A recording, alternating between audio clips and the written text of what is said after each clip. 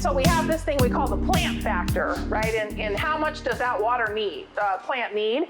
Redwood trees need about 110% of what a typical lawn grass needs. So they need about 100% and 10% of the water.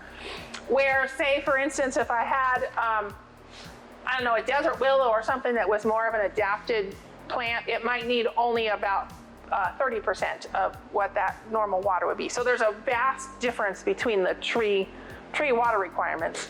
Most trees that aren't redwoods need about 50%, 50 to 60% of what you would typically water your lawn. So what we would consider the evaporative ET use of a lawn grass. So I'm going to show you that. UC Davis has come up with some great calculators that are super easy to use. And they have a whole website kind of dedicated to urban water use and trying to reduce water use in the landscape. They've had a lot of research done that's behind that. So the information we try to provide as master gardeners in general, and the University of California does this as well, is that we only try to use research-based information that has been tested in and peer-reviewed by other folks that are very knowledgeable in the industry. So a lot of times you'll read, and I read this every day on the internet, I'll read something and I'm like, holy cow, that's not gonna work.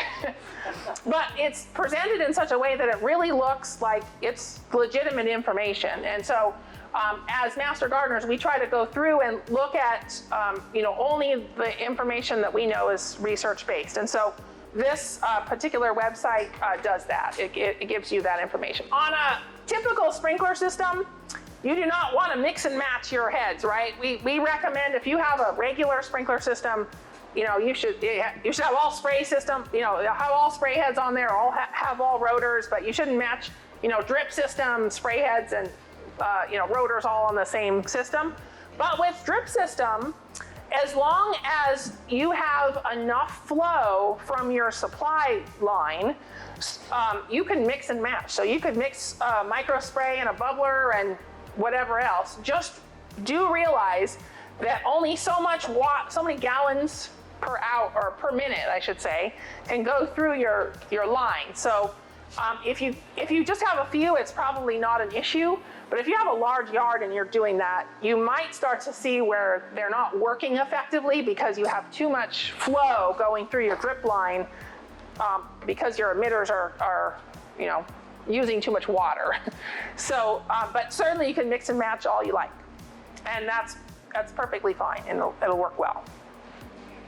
As long as you just don't exceed your flow. And so Doug, and he showed you the little flow meter that you can get. You could certainly look at that and go, okay, I'll look. The flow meter would really help you. You probably don't want to exceed about maybe 3 gallons a minute through some kind of tubing like this, or it's just going to lose too much pressure. So it won't. But when you're looking at a gallon per hour emitters, that's a lot of emitters to get 3 gallons a minute through your line. So anyway, does that answer your question? Yes. On the pressure regulators. Yes. Do they come with a regulation? They come already set to. Yes. You can get ones that dial in. I don't recommend that. Get one that's set. Like the house ones, a lot of times will allow you to kind of adjust how much you want to dial it down. I don't recommend that for this kind of thing. Just get one that's set regulation. And it'll say right on it, like this one's a PSI of 25. Right, so when do you choose the 10 or the 25, say?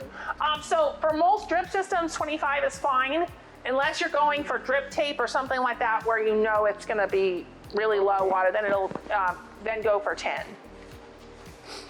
But yeah, most of the time 25 is fine. All right, so how do you know how much water your tree needs, right? This is a question I get asked all the time, right? It depends a little bit on the time of the year, because if we're looking at how much, what we call evapotranspiration, that is the amount of water the tree is using and is being lost from the soil at the same time. So we have these, all over California, they have these CIMA stations that actually measure that. So they actually go out and measure it. We have one right out here in our field that does this. They look like little mini weather stations, which they are, but they go beyond measuring just the weather. They also measure soil temperature, they measure the radiation intensity of the sunlight, and they make some calculations as to how much that relates to how much the plant is actually going to be transpiring in a day and how much it's going to be losing. And we collect all this and we call it evapotranspiration. You can look that up for this area, but I'm just going to tell you, in the summertime, rule of thumb, assume it's about 2 inches a week. Unless we've had some really cool weather. So our evapotranspiration for July, August, and September is always exceeding 2 inches a week. In our kind of those shoulder months, May, June, October, it fluctuates a little bit, but it's usually at least 1.5 inches a week in water loss. So you can kind of, if you're just putting something into this calculator, because I'm going to show you this calculator in just a minute, think 2 inches a week, just for most of the summer, right? Now, if we have a really dry part of the winter, like sometimes, if your tree is dormant and it's a large tree, you probably don't have to worry about it. But if you have some newly planted, younger trees, like less than 5 years of age, or new, smaller shrubs, sometimes we get very dry periods in January, February, and you may have to come back and water maybe once in that time. The evapotranspiration loss during those months are pretty low, though. It's usually, less than 1/4 inch. So you don't have to water a lot, is what I'm saying with that, okay? So I'm gonna show you 2 things. I'll show you the calculator first, and then I'll show you some resources. So this is the landscape calculator, and hopefully it's gonna work for me to go there. So yes, this is the Center for Landscape and Urban Horticulture at UC Davis. And they have done a lot of different research. They have a bunch of different calculators on how much water to use. And they use a pretty simple formula to do that, but they basically are taking the general water, remember I told you the plant factor of what the plant might need, so they sort of start with the average one of those, and then they have you put in your evapotranspiration data, which I told you is basically 2 inches a week around here, unless it's in the dead of winter. So if you look, you're gonna select a calculator, and if you notice, they have a lot of different ones. They have lawn and turf grass ones. They have like mass plantings, so that would be like a perennial bed or flower bed, an annual bed or something like that. And then they have individual tree and shrubs, and that's the one we're gonna choose. And then they have, other things like non-turf ground covers and stuff, but we're just gonna go with the tree. And then what they do is they have you, and there's directions below, so if you forget everything I told you, you can read the directions below. You choose the canopy diameter of the tree. And so what you're looking at is you would, if you start at one edge of the tree where you can look up and see the sky, but the leaves are right there in your front of your face, you're gonna measure from that side to the other side of the tree and determine how wide that canopy is, right? So in this example, they're saying it's 20 feet in diameter. If the tree is really narrow, like a redwood, you'd enter the height.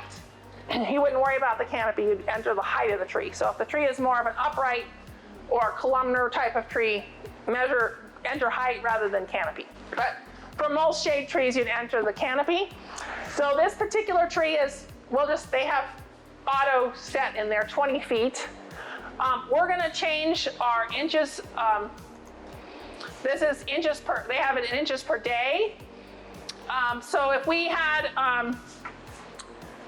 about 2 inches per week and we divided that by 7, see if it were 10, it would be 0.2. I'm not sure I can do that math in my head. I should have had it already ready for us. Let's see here.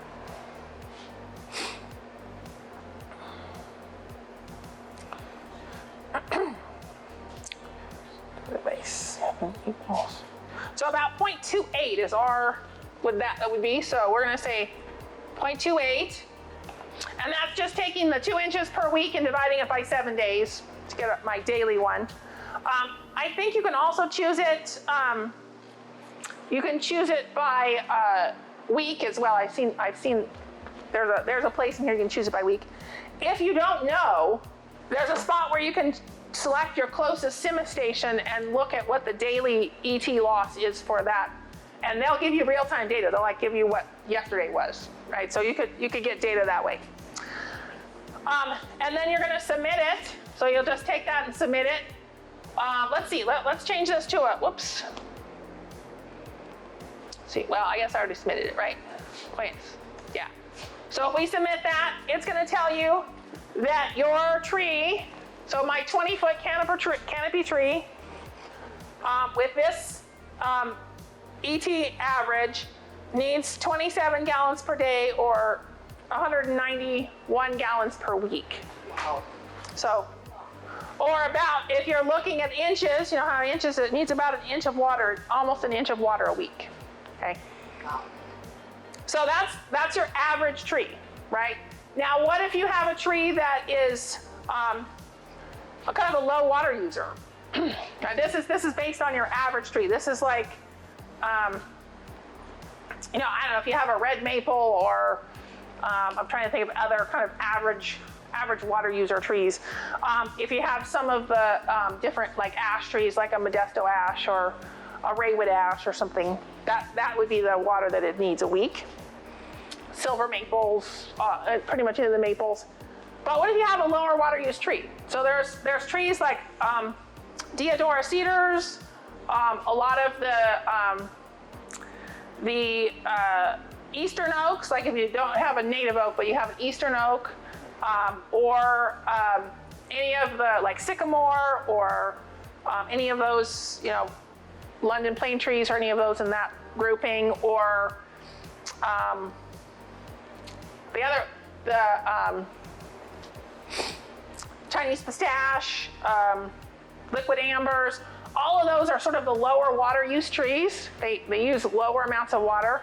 So you could probably cut this by at least a third of that water. So instead of giving them, you know, 27 gallons a day, you might be able to cut that down to 20 gallons a day or less, so 18 gallons a day. And you're not gonna water it daily. Most trees are fine by watering them weekly. So you can water them once a week, and in fact, it's not very effective to give them, you know, 20 gallons a day. You're much better off giving them, you know, that chunk of water at the end, and so it's gonna soak in deeper. It's gonna get the whole root zone, not just the first couple inches of the roots, right? You want a deep watering. So once a week is probably fine, even in the hottest parts of the summer. Yes? Your spot calculators for fruit trees? So if you're doing fruit trees and you're, they don't have it specifically for fruit trees, but if you are growing fruit trees, you would want to give them this full amount. So they're going to need regardless of what kind of fruit tree it is, they're going to need the full amount. If you want fruit. They're going to need that. Anyway, so that's a calculator that's available to you. The other thing I wanted to show you, and like I said, you can switch it up. They also have information here about using it, so they have all the directions there if you want to use that. And I'll share the website with you here again. If you want to just check out some of the other resources, this Center for Urban Horticulture has a lot of different great resources on that website, and so you can go look at, they have how to build a tree ring. So they actually have directions on how to build an effective tree ring, and they give you all the supplies. They have pictures and show you how to assemble it. They actually have a tutorial on how to do it. So if you want to do that, they have you a lot of information based for doing that. And then they also have, let me see if I can't just go. They also have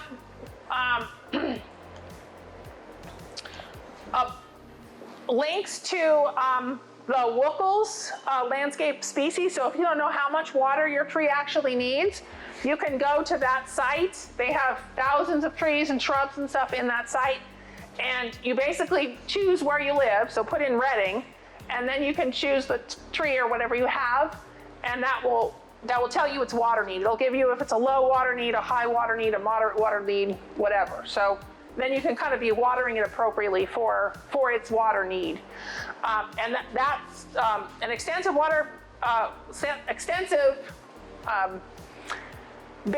basically it's an extensive database of trees and by location, and it's easy to use. They have a very good way of doing that. And then this water conservation and efficiency information has tons of links to all sorts of water municipalities, other areas that have information on conserving water in the landscape. So if you need help with any of that, they have a lot of different resources available there. And that's the Center for Urban Horticulture at UC Davis. And so you can see they have a lot of different, they just have a lot of different resources here. Let's see. The other one they have, let's see, where was that was on here? The other one I thought you might find helpful, and we'll talk more about this in the spring, at our spring workshop, but they also have a list of their, what they call the Arboretum All-Stars, which are 100 plants that they have found to be water efficient, easy maintenance, and to grow well all over the state.